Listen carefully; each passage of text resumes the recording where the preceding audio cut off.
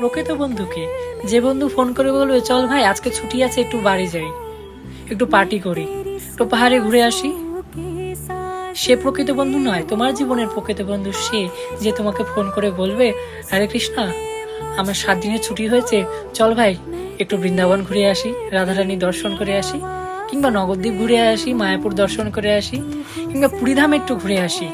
জগন্নাথের দর্শন করে আসি, ভক্ত সঙ্গ করে, আজকে কীর্তন আছে আজকে আয়, আজকে এখানে ভাগবত পাঠ আছে, কথা আছে, ভক্ত সঙ্গ সেখানে আয়, একটু ভগবানের নাম কীর্তন শুনে আছি, কীর্তন করে আসি। সে হচ্ছে জীবনের প্রকৃত বন্ধু, যে তোমাকে ভগবানের পথে চালিত করবে, ভগবানের ধামে নিয়ে যাওয়ার চেষ্টা করবে। এমন নয় যে তোমাকে বন্ধু,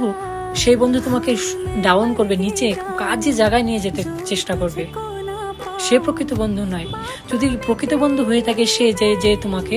ভগবানের ধামে নিয়ে যাবে, ভগবানের সম্মুখীন নিয়ে যাবে, সে হচ্ছে তোমার